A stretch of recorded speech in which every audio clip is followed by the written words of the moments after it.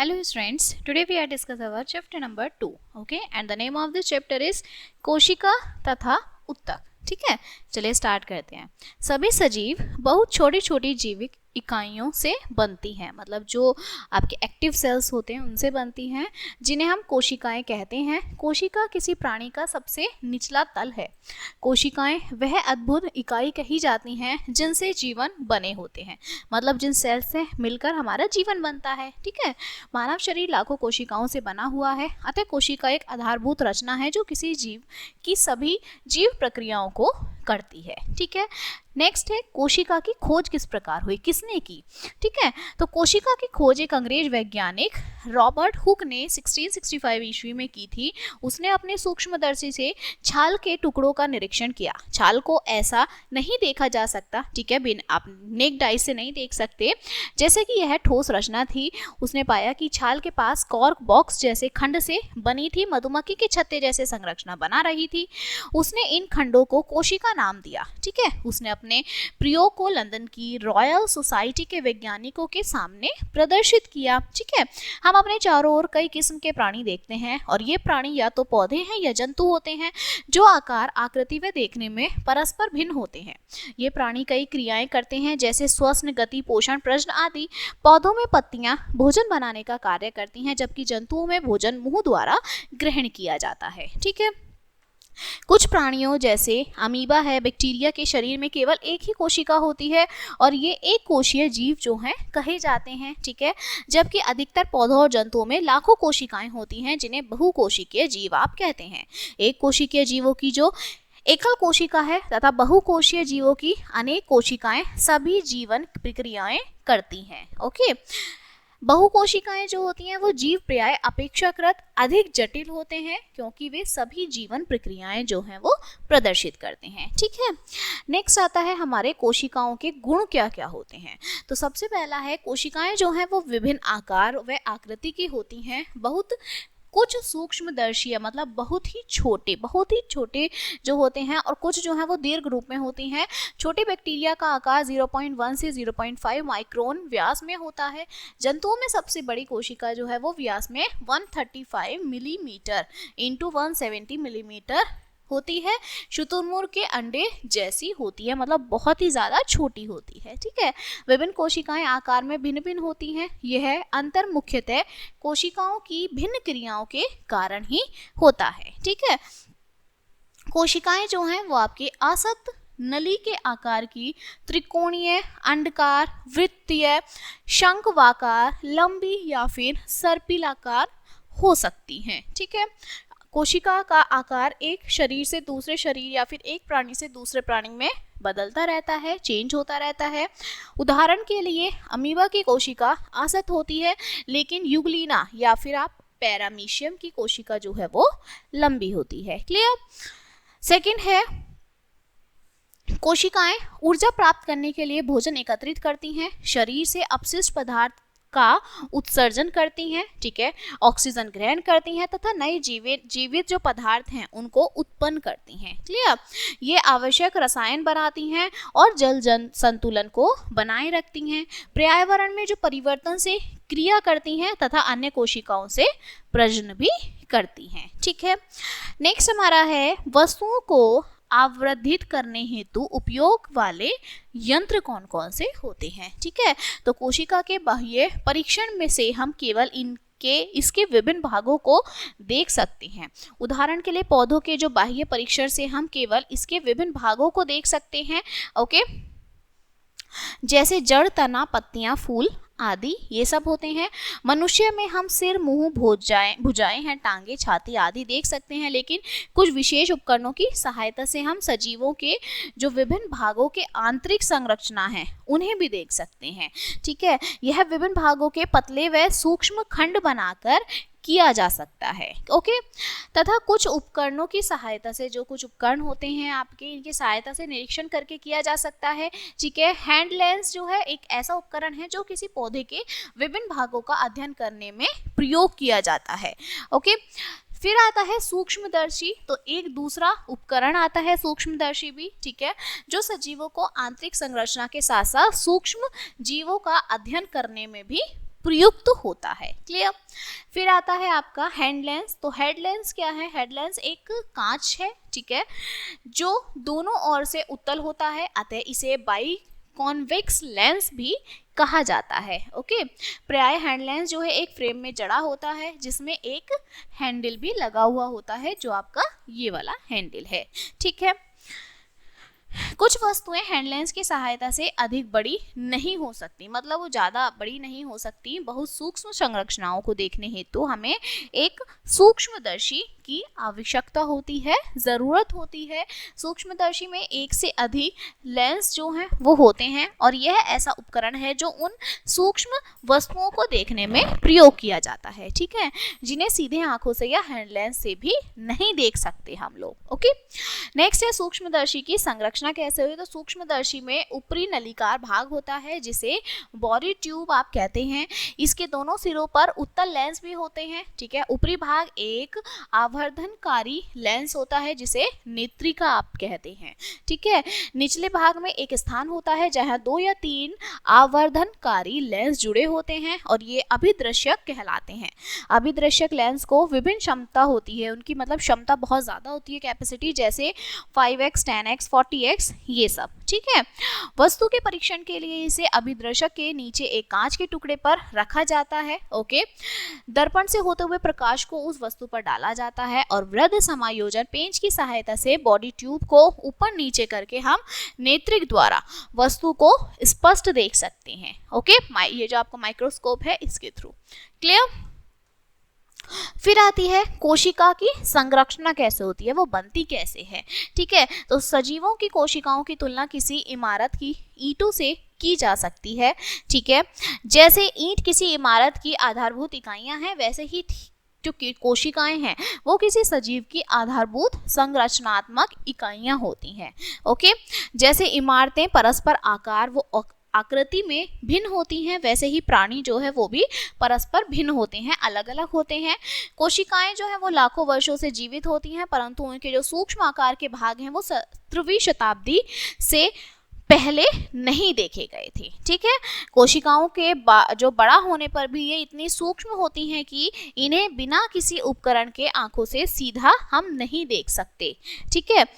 कोशिका को लेंस या फिर सूक्ष्मदर्शी की खोज होने पर ही देखा जा सका, उससे पहले उसे नहीं देखा गया था। प्राचीन सूक्ष्मदर्शी इतने शक्तिशाली नहीं थे जितने वर्तमान में हैं, जितने आज के टाइम में हैं। ओके। आजकल 1 मिलीमीटर के जहाज रवे जो भाग जो होते हैं, मतलब जो 1 मिलीमीटर के 1000वां जो भाग होता है, 1000वां भाग होता है, कि जितनी छोटी वस्तुओं को भी आप देख सकते हैं, ठीक है। नेक्स्ट है कोशिका के भाग। तो कोशिका को 3 संज्ञात्मक भागों में बांटा जा सकता है। पहला कोशिका झिल्ली, केंद्रक, और फिर है साइटोप्लाज्म, मतलब कोशिका द्रव्य। ओके। केंद्र तथा साइटोप्लाज्म जो है वो प्रोटोप्लाज्म जीवव्य है के 2 अलग अलग भाग होते हैं। क्लियर।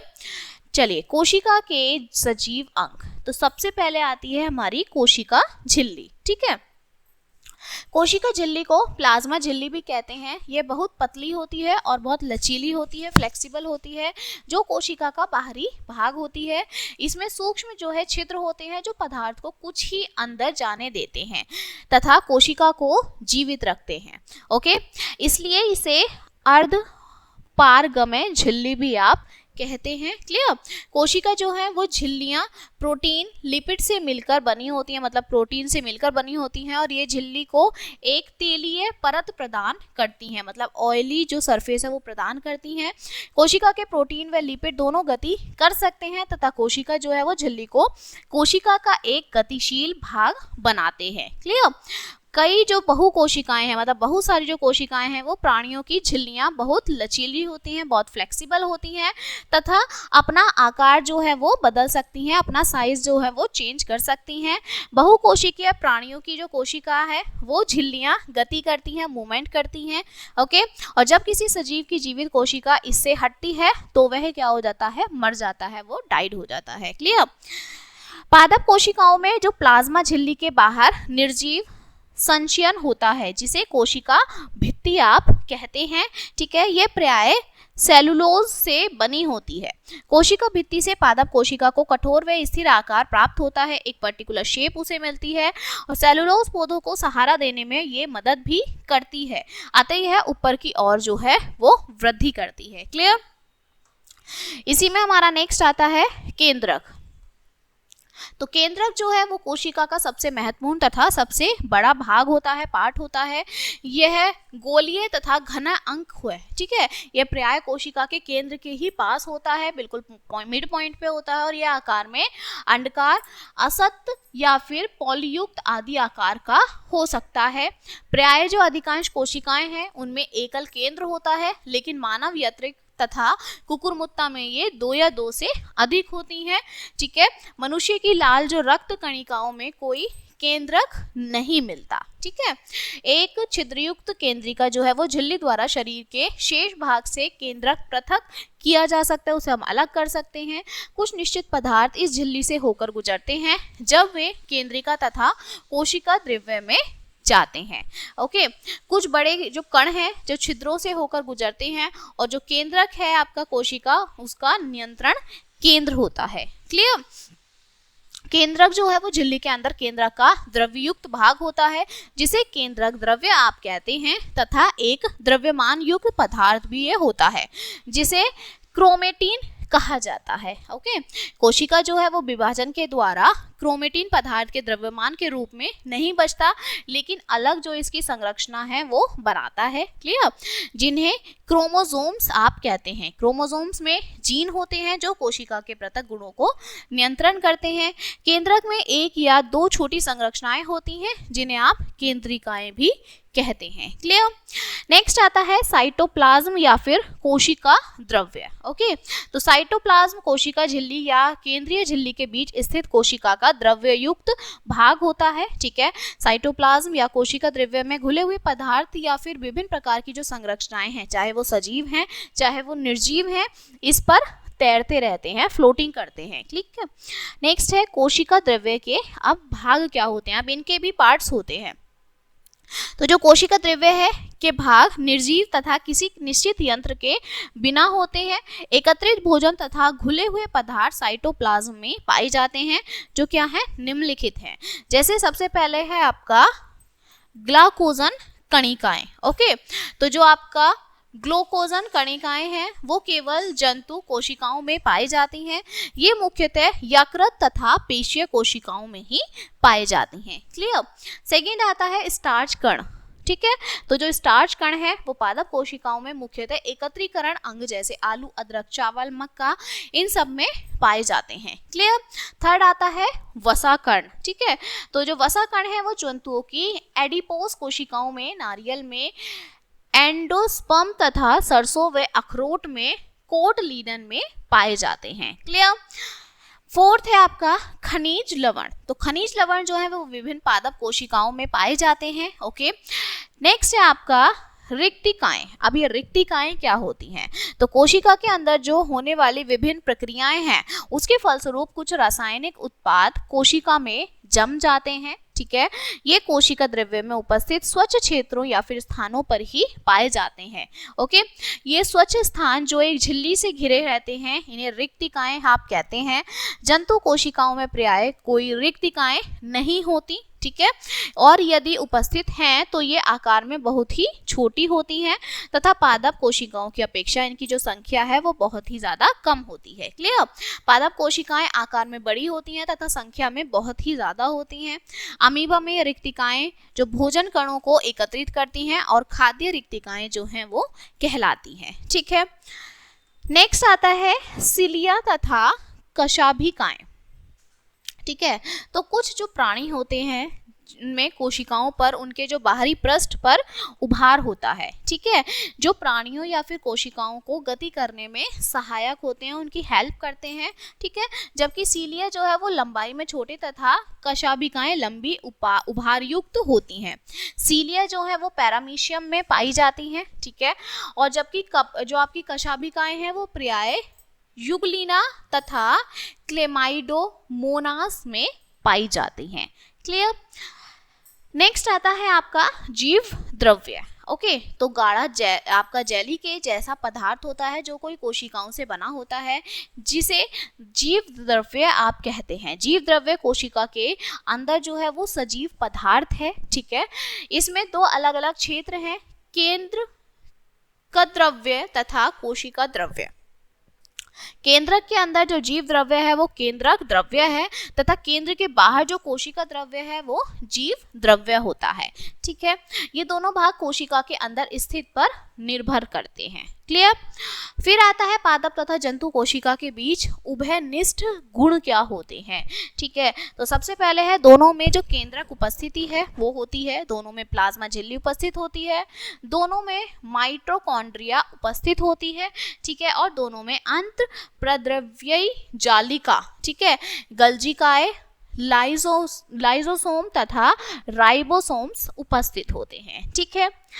अब आता है हमारा जंतु कोशिका और पादप कोशिका में अंतर क्या होता है, डिफरेंस क्या होता है, ठीक है। तो जो जंतु कोशिका है, कोशिका भित्ति अनुपस्थित इसमें होती है, ठीक है, और ये कोशिका की सबसे बाहरी प्लाज्मा झिल्ली होती है, ठीक है। जो पादप कोशिका है, इसमें जो भित्ति है वो सेलुलोज से बनी हुई होती है और ये झिल्ली के बाहर उपस्थित होती है, ठीक है। इसमें प्लास्टिडियम्स उपस्थित होते हैं, ठीक है, अनुपस्थित होते हैं, और इसमें प्लास्टिडियस उपस्थित होते हैं, ठीक है। अधिकतर जंतु कोशिकाओं में सेंट्रोसोम्स प्राय उपस्थित होते हैं, लेकिन पादप में जो है पादप कोशिकाओं को छोड़कर सेंट्रोसोम्स अनुपस्थित होते हैं, ठीक है। अधिकतर जो जंतु है वो कोशिकाओं में रिक्तिकाएं अनुपस्थित नहीं होती, ठीक है, ये उपस्थित होती हैं, ये आकार में भी बहुत छोटी होती हैं, लेकिन पादप कोशिकाओं में जो है ये बड़ी रिक्तिकाएं होती हैं, बहुत बड़ी बड़ी रिक्तिकाएं होती हैं, ठीक है। नेक्स्ट आता है हमारा कोशिकाएं, ठीक है। तो जो विभिन्न क्रियाओं को करते हुए बहुत सी कोशिकाएं संगठित हो जाती हैं, मिल जाती हैं, तथा विशेष भागों द्वारा निश्चित क्रिया उनमें होती है। इनमें से कुछ भाग जो है वो विशेष क्षेत्र या स्थान कोशिका द्रव्य के बाहर फैले रहते हैं, जिन्हें कोशिका कहते हैं, ठीक है। कोशिकांग जो है वो कोशिका के सजीव भाग होते हैं, और प्रत्येक कोशिकाएं जो है वो अपनी क्रिया करती रहती हैं कंटिन्यू, ठीक है। कुछ और कोशिकाएं अन्य भागों पर निर्भर रहती हैं। एक कोशिका का जो संचालन है वो तभी होता है यदि इसके सभी भाग जो हैं वो साथ साथ कार्य करते हैं, साथ साथ काम करते हैं, ठीक है। तालिका 2 कोशिका के भागों तथा उनके कार्य को प्रदर्शित करती है, उन्हें दिखाती है, ठीक है। नेक्स्ट आता है हमारा जंतु कोशिका व पादप कोशिकाओं में अंतर, ठीक है। तो आपकी कोशिका जो है वो भित्ति कठोर होती है, छिद्रयुक्त, निर्जीव तथा सेलुलोज से बनी होती है, क्लियर। यह केवल पादप कोशिकाओं में पाई जाती है और यह प्लाज्मा झिल्ली के ठीक बाहर ही स्थित होती है। यह क्या होती है, स्वतंत्र पारगम्य होती है, ठीक है। वहीं पादप जो कोशिका है ये कोशिका को रूप व कठोरता प्रदान करती है, कोशिकाओं को बाह्य क्षति से बचाती है और जल व खनिज लवणों को एक कोशिका से दूसरी पर जाने में सहायता करती है, क्लियर। सेकंड है प्लाज्मा झिल्ली, एक पतली लचीली सजीव तथा अदर्द पारगम्य झिल्ली है। यह लिपिड तथा प्रोटीन से मिलकर बनी होती है और यह जीव द्रव्य को चारों ओर से घेरती है। पादप कोशिकाओं में यह कोशिका भित्ति तथा जीव द्रव्य के बीच में ही स्थित होती है, ठीक है। लेकिन यही जो पादप कोशिका है यह कोशिका द्रव्य तथा अन्य कोशिकांगों को बाह्य क्षति से बचाती है। यह जंतु कोशिका को यांत्रिकी सहायता प्रदान करती है, हेल्प कराती है, और यह जल कणों, आयनों तथा कोशिका व इसके चारों ओर के बीच के पदार्थों के आवागमन को नियंत्रित भी करती है, मतलब कंट्रोल भी करती है, क्लियर। नेक्स्ट है कोशिका द्रव्य, एक चिपचिपा समांगी कणिकाम्य सजीव पदार्थ है जो कोशिका के केंद्र को चारों ओर से घेर लेता है, ठीक है। वहीं इनमें जो है कोई एंजाइमों की क्रिया होती है। यह कोशिकांगों तथा अंतवेशनों को तैरने व जीवन प्रक्रिया के लिए एक माध्यम, एक मीडियम प्रदान करता है। यहाँ जैव रासायनिक अभिक्रिया भी होती हैं, क्लियर। इसके बाद हमारा आता है अंत प्रद्रव्य जालिका, जो आपका चौरस है, झिल्ली है, मुड़ी हुई नलिकाओं का तंत्र होता है, ठीक है। यहाँ पर यह कोशिका द्रव्य तथा कोशिका परिवहन को यांत्रिकी सहायता प्रदान करती है, मदद प्रदान करती है। तब यह जो दाब है उसका विरोध करने में कोशिका की सहायता भी करती है, ठीक है। यह कोशिका भित्ति के साथ ही रहती है तथा केंद्रक के साथ संचित रहती है, और यह कोशिका का अंत जो है वो कंकाल बनाती है, ठीक है। लेकिन जो आपकी यह कोशिका है इसका अंत कंकाल तथा संचार जाल बनाती है, ये एक तरीके का जाल बना लेती है, ठीक है। फिर आता है यह कई डार्ट जैसी संरचनाएं बनाती है जहां जिनमें राइबोसोम्स होते हैं, ओके। माइटोकॉन्ड्रिया का आकार अलग अलग होता है, अर्थात जो कोलीय या फिर नलिकार होते हैं और ये सजीव होते हैं, ये तथा 2 झिल्लियों से घिरे रहते हैं और आंतरिक दीवार जो है वो मुड़ी होने के कारण क्रिस्टली बनाती है, क्लियर। सेकेंड, दूसरी तरफ ये जो है वो एटीपी ऊर्जा मतलब उत्पादन तथा कोशिका आपका श्वसन के दौरान ऊर्जा के एकत्रीकरण स्थान है और ये कोशिका के पावर हाउस आप कहते हैं इन्हें, क्लियर। नेक्स्ट आता है जो आपका राइबोसोम्स है, वो अंत प्रद्रव्य जालिका से जुड़ी सूक्ष्म घनी गोलीय संरचनाएं या फिर पादप तथा जंतु कोशिका द्रव्य में स्वतंत्र रूप से फैली संरचनाएं होती हैं, ठीक है। और ये अमीनो एसिड से प्रोटीन निर्माण के स्थान होते हैं, ठीक है। तो दोनों में ये डिफरेंस है, ये कोशिका के मुड़े हुए कोशिकांग हो नहीं है, ठीक है। नेक्स्ट है जो आपका गाल्जिकाय चपटे कोशों पुटिकाओं तथा रिक्तिकाओं से बना होता है। यह पादप कोशिका व जंतु कोशिका दोनों में केंद्रक के पास पाया जाता है और पादप कोशिका में डिक्टियोसोम्स कहलाता है। वहीं सेकेंड साइड यह जो है हार्मोन्स और एंजाइम्स को एकत्रित करता है और इसमें जो स्पर्म के एक्रोसोम्स हैं उसको बनने में सहायता करता है, ठीक है। नेक्स्ट हमारे हैं जो आपका लाइसोसोम कोश है, इन जैसी संरचनाएं होती है जिनमें जो पाचन एंजाइम्स होते हैं, ठीक है। और ये मुख्यतः जो है वो जंतु कोशिकाओं तथा कुछ पादप कोशिकाओं मतलब नॉन एल्बुमिनस की बीज पत्ती तथा एल्बुमिनस बीजों का एंडोस्पर्म में पाए जाते हैं, ठीक है। दूसरी साइड ये जो सेकंड वाला है ये भोजन कणों के पाचन में सहायता करते हैं और आत्मघाती थैले कहलाते हैं। ये बैक्टीरिया तथा वैशार्षणों से सुरक्षा करते हैं और ये एकत्रित भोजन को पचाते हैं तथा क्या करते हैं जो कोशिकाएं हैं उनके बूढ़े हो जाने पर उनका जो अपघटन है वो करते हैं, क्लियर। नेक्स्ट है आपकी सेंट्रियोज झिल्ली रहित छोटी खोखली और जो आपका बेलनाकार संरचनाएं हैं जो एक स्थान पर उपस्थित रहती हैं और इस स्थान को सेंट्रोसोम आप कहते हैं, ठीक है। प्रायः केवल जंतु कोशिका के केंद्र के ठीक बाहर पाए जाते हैं, क्लियर। नेक्स्ट इज ये जो है वो कोशिका विभाजन के समय क्रोमेटिड्स की गति में सहायता होती है और जो सेंट्रोसोम है ये जंतु कोशिकाओं में कोशिका विभाजन प्रारंभ करते हैं, क्लियर। नेक्स्ट है प्लास्टिड्स सजीव दोहरी भित्ति वाली संरचनाएं हैं जो केवल पादप कोशिकाओं में ही पाई जाती हैं, ठीक है। और ये 3 प्रकार के होते हैं, क्लोरोप्लास्ट, क्रोमोप्लास्ट और ल्यूकोप्लास्ट, ठीक है। वहीं जो क्लोरोप्लास्ट है ये प्रकाश संश्लेषण क्रिया के स्थान तथा कोशिकाओं की रसोई है। क्लोरोप्लास्ट के गाने में उपस्थित क्लोरोफिल प्रकाश संश्लेषण में उपयोग होने वाली 3 प्रकार की ऊर्जाएं जो होती हैं उन्हें एकत्रित करते हैं, ठीक है। क्लोरोप्लास्ट जो है वो कीटों को परागण हेतु आकर्षित करने के लिए फूल को विभिन्न रंग प्रदान करते हैं और इनमें जो कैरोटीन है वो भी होता है जो पौधों के अन्य भागों को लाल, नारंगी व पीला रंग जो है वो प्रदान करता है, ठीक है। उदाहरण गाजर, टमाटर, भूमिगत तनों तथा जैंथोफिल आदि, ठीक। नेक्स्ट है जो आपका ल्यूकोप्लास्ट है वो रंगहीन प्लास्टिड्स है जो भोज्य कण तथा स्टार्च को एकत्रित करता है, क्लियर।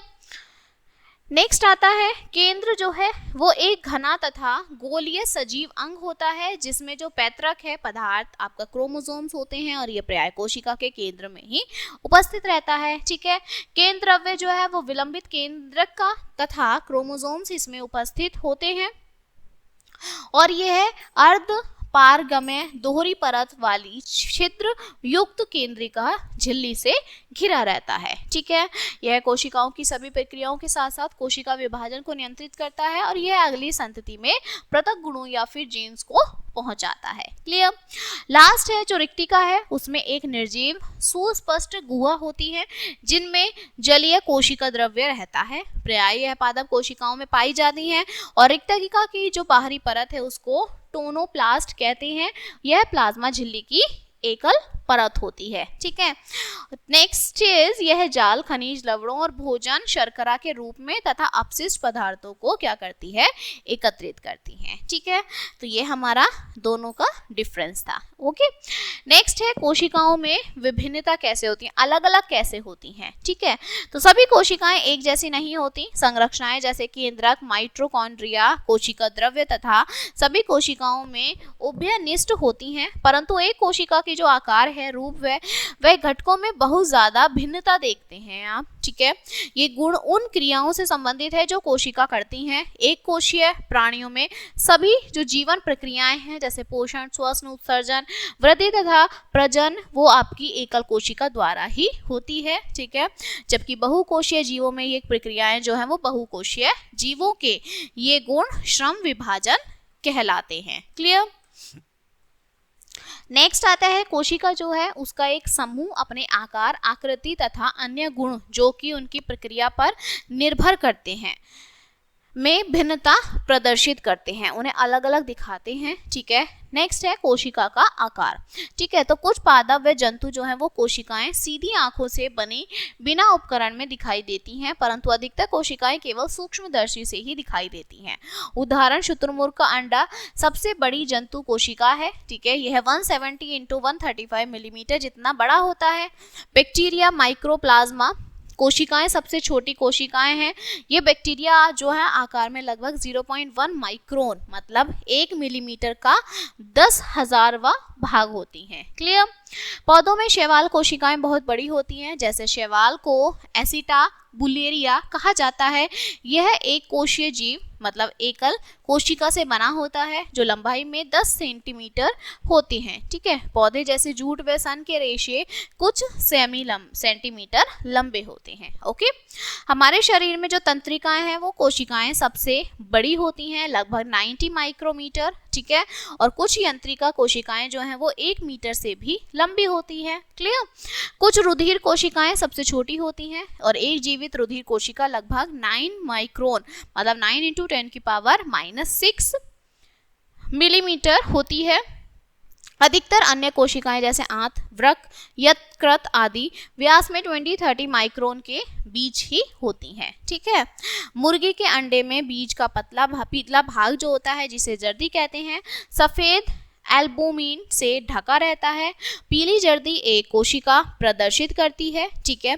नेक्स्ट आता है हमारा कोशिका आकृति, ओके। तो जो कोशिकाएं हैं वो आकृति में भी भिन्न भिन्न होती हैं। कुछ कोशिकाएं होती हैं जैसे हमारे शरीर की श्वेत रक्त कणिकाएं, वो आकृति में लगातार क्या करती हैं, चेंज करती हैं, ठीक है। अमीबा की कोशिकाएं भी आकृति में लगातार बदलती रहती हैं। अधिकतर कोशिकाएं अपने पूर्ण जीवन में अपनी नियत आकृति में बनी रहती हैं। कोशिका की आकृति उसके कार्य से संबंधित है, ठीक है। यांत्रिका कोशिका इस संबंध को प्रदर्शित करती है। यह लंबी होती है, शाखाओं में बटी होती है, ठीक है, तथा इस पर तंतु जैसी प्रोजेक्शन से भी ये बनी होती है, ठीक है। ये शरीर के विभिन्न भागों में संदेश भेजती है, ओके। नेक्स्ट आता है कोशिका संख्या, ओके। तो जो एक कोशीय प्राणी है वो एकल कोशिकाओं से बने होते हैं। बहुकोशिकीय प्राणी कई कोशिकाओं से मिलकर बने होते हैं, ठीक है, जो कि विभिन्न प्रकार की हो सकती हैं, अलग अलग प्रकार की ये हो सकती हैं। बहुकोशीय आपकी जो प्राणियों में इनकी जो संख्या है वो भिन्न होती है तथा बहुत अधिक होती है, बहुत ज्यादा होती हैं। पहले इनकी संख्या कम होती है, जैसे शैवाल कुछ सौ, कुछ शैवालों में, ठीक है, अधिकतर पौधों व जंतुओं में लाखों होती हैं। एक नए जन्मे बच्चे में कम से कम 2000 लाख कोशिकाएं होती हैं, ठीक है। नेक्स्ट आता है आपका these are the experiments, okay. प्याज की झिल्ली के प्रयोग से पौधों में कोशिकाएं संरक्षण का अध्ययन, मतलब प्याज की झिल्ली लेनी है उसे माइक्रोस्कोप में देखना है, ठीक है। फिर नेक्स्ट है आपका ये हाइड्रिला के पत्तों से पौधों का में उन्हें संरक्षण करना है, ये भी आप माइक्रोस्कोप से ही देखेंगे। नेक्स्ट है मनुष्य के गाल की कोशिकाओं का परीक्षण, ये भी आप माइक्रोस्कोप से ही देखेंगे, ठीक है। नेक्स्ट आता है कोशिका विभाजन, कोशिका वृद्धि, ठीक है। तो प्रत्येक प्राणी एक या अधिक कोशिकाओं से बना होता है, मतलब बहुत सारी सेल से बना होता है। कोशिकाएं पहले से जीवित कोशिकाओं से बनी होती हैं और प्रत्येक कोशिका 2 भागों में बटी होती हैं। एक कोशिकीय जीव जो है वो केवल एकल कोशिकाओं के जैसे अपने जीवन को शुरू और समाप्त करते हैं, स्टार्ट करते हैं और खत्म करते हैं। लेकिन जो बहुकोशीय जंतुएं हैं उसमें वृद्धि कोशिकाओं की संख्या बढ़ने के कारण होती है। कोशिकाएं प्राय विभाजित होती हैं तथा विभाजित होने पर इनकी जो संख्या है वो बढ़ती है।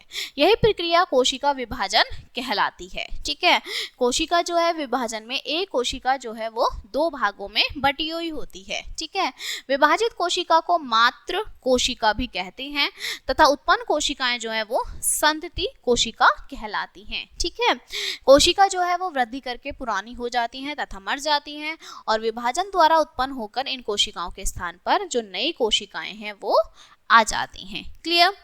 नेक्स्ट आता है हमारा टॉपिक उत्तक। ओके, तो बहुकोशीय जीवों में कोशिकाओं का समूह एक निश्चित क्रिया के लिए ही बना होता है। कोशिकाओं के इन समूहों को आप उत्तक कहते हैं। ठीक है, उदाहरण के लिए पौधों में संवहनीय उत्तक, जाइलम या फिर फ्लोएम जो होता है, जल को मिट्टी से वायवीय भागों तथा पत्तियों द्वारा ही बनाए जाते हैं। ठीक है, भोजन को निचले भागों में पहुंचाते हैं। मानव शरीर में पेशीय उत्तक होते हैं जो सिकुड़कर तथा फैलकर ही गति करते हैं। ठीक है, फिर आता है पादप उत्तक। तो बहुकोशीय पौधों में दो प्रकार के उत्तक होते हैं। जो पहला है आपका वो है विभज्योतक। ठीक है, विभज्योतक क्या है? ये उत्तक मुख्यतः जड़ व तने के शीर्ष पर ही स्थित रहता है। ठीक है, जहां तीव्र वृद्धि होती है कोशिका विभाजन के कारण समय के साथ साथ तने की भी जो मोटाई है वो बढ़ती रहती है। ठीक है, इस उत्तक की कोशिकाएं जो हैं वो गोल होती हैं और लंबी होती हैं। क्लियर। मूलकोप जो मृत कोशिकाएं हैं इनसे बना होता है और जो कि विभज्योतक की कोशिकाओं की ही रक्षा करता है। क्लियर। नेक्स्ट है जो आपका विभज्योतक के कार्य क्या होते हैं। ठीक है, काम क्या करती है? तो विभज्योतक जो क्षेत्र है इसमें तीव्र विभाजन कोशिकाएं होती हैं। ये जड़ों की वृद्धि में सहायता करता है, हेल्प करता है। क्लियर।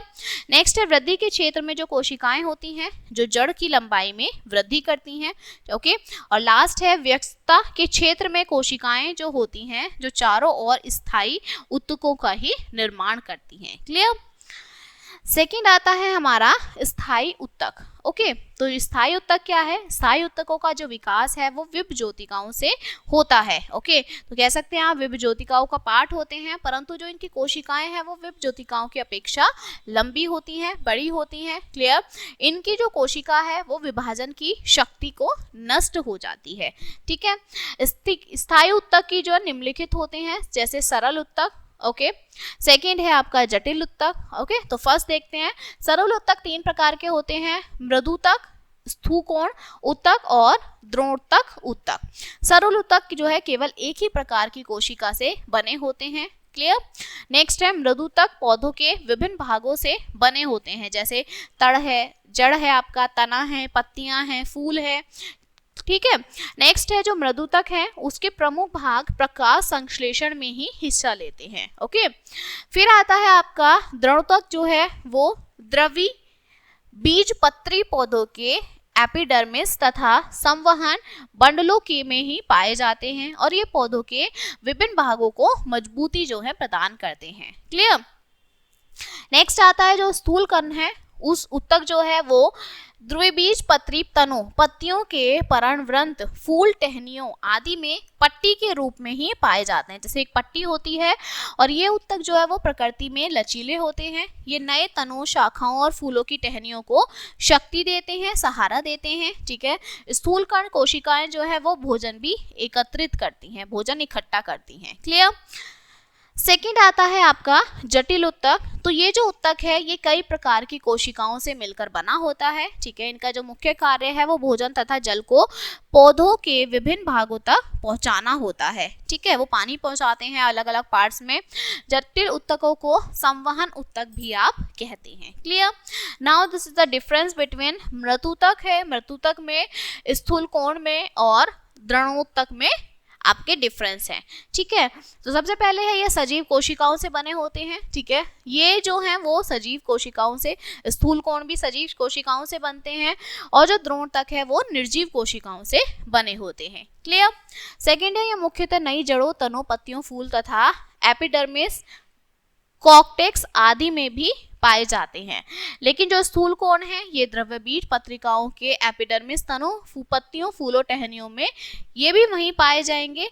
लेकिन जो द्रोणतक है ये द्रव्य बीज पत्री पौधों के एपिडर्मिस, एंडोडर्मिस और संवहन बंडलों में पाए जाएंगे। ठीक है, लास्ट है जो मृदुतक है, इसका मुख्य कार्य प्रकाश संश्लेषण की क्रिया में भाग लेना होता है तथा संग्रह उत्तक की तरह ही ये कार्य करता है। क्लियर? स्थूल कोण जो है ये मैकेनिकल उत्तक की तरह कार्य करते हैं और संग्रह उत्तक की तरह कार्य करते हैं। लेकिन जो आपका द्रोणतक है ये पूर्ण रूप से मैकेनिकल उत्तक की तरह सिर्फ कार्य करते हैं। क्लियर? नेक्स्ट आता है जटिल उत्तक के दो प्रकार होते हैं।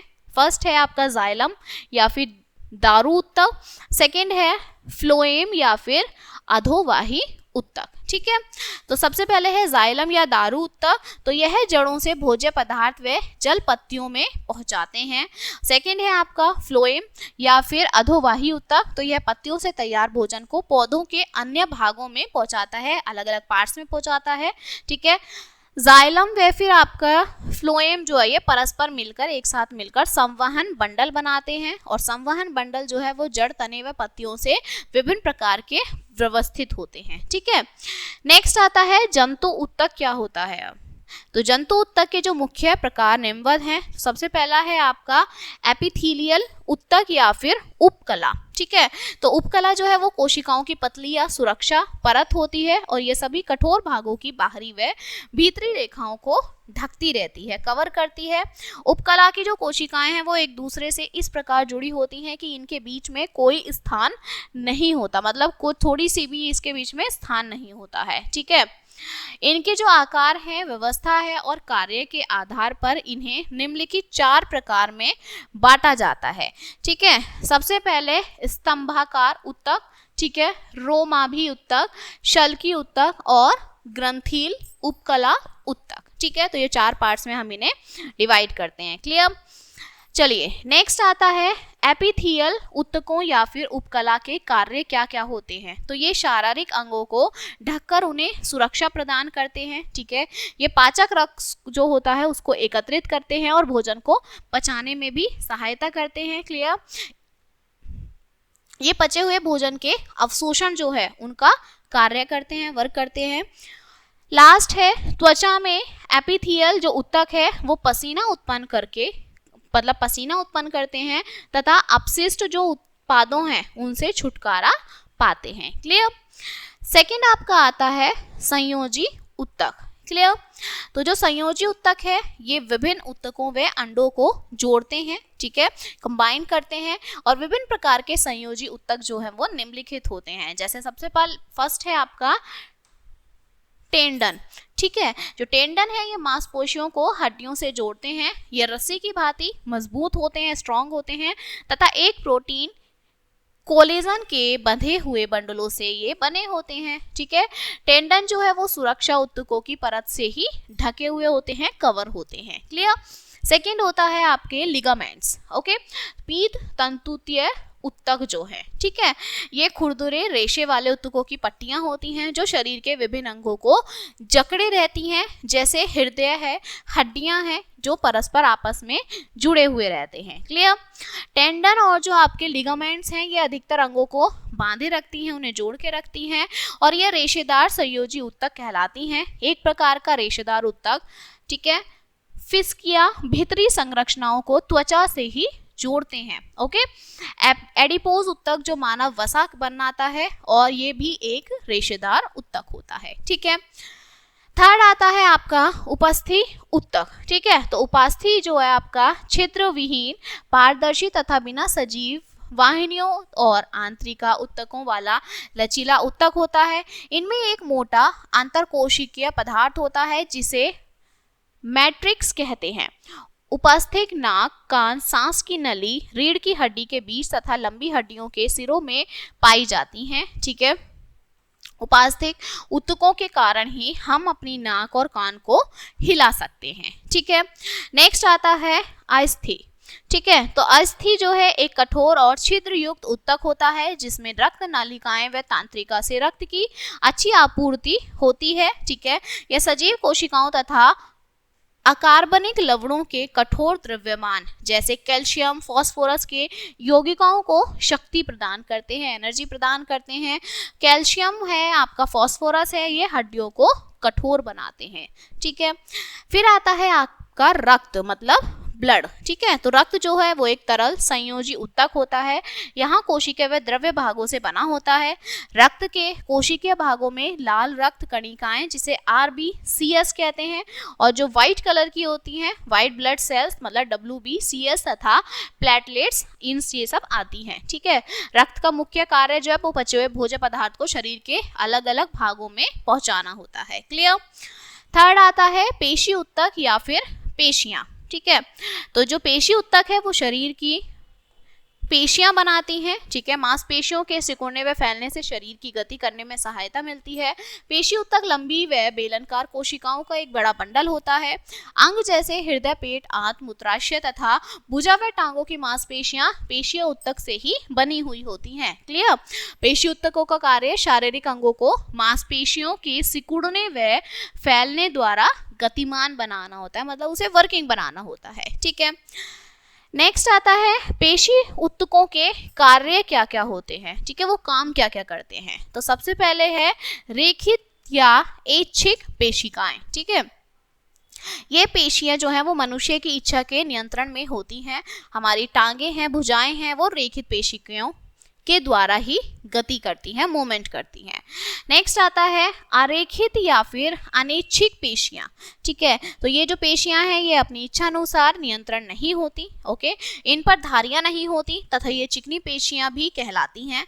इस प्रकार की पेशियां शरीर के अधिकतर भीतरी जो भागों में पाई जाती हैं। ठीक है। जो इंटरनल पार्ट्स होते हैं, पेट है, आंत है, इनकी चिकनी पेशियां जो हैं ये पाचन पथ से भोजन को ले जाती हैं। क्लियर। फिर आता है आपका हृदय पेशियां। ओके। तो ये जो पेशियां हैं ये केवल हृदय की मंसल भित्तियों में पाई जाती हैं। ओके। इनमें जो है वो ऐच्छिक व अनैच्छिक दोनों ही पेशियों के गुण होते हैं। क्लियर। और फोर्थ है आपका तंत्रिका उत्तक। ठीक है। तो तंत्रिका उत्तक जो है वो लंबी कोशिकाओं से बने होते हैं। ठीक है। जिन्हें आप तंत्रिका कोशिकाएं कहते हैं। ये शरीर के तंत्र का निर्माण करते हैं। ओके। प्रत्येक तंत्रिका जो है वो कोशिका एक संरचना से बनी होती है जिसे आप कोशिकाएं कहते हैं। ठीक है। जो कोशिका काय है केंद्र का तथा एक या अधिक लंबे बालों जैसी संरचनाएं जैसे आप डेड्रोनी या फिर वृक्षिकांत कहते हैं, इनसे बना होता है। इनमें से एक लंबी कोशिका होती है जिसे तंत्रिका आप कहते हैं। दिमाग है या रीढ़ की हड्डी में तंत्रिका उत्तक ही होती है। ठीक है। तो ये हमारी जो है वो उत्तकें थी अलग अलग प्रकार की और उनके कार्य थे और उनके सब पार्ट्स भी थे। ठीक है। तो ये चैप्टर आपका कंप्लीट होता है। अब इसके कुछ मुख्य बिंदु हम देख लेते हैं। क्लियर। तो सजीवों की सबसे छोटी जीवित इकाई जो है वो कोशिका कहलाती है। सर्वप्रथम कोशिका की खोज रॉबर्ट हुक ने 1665 ईस्वी में की थी। ठीक है।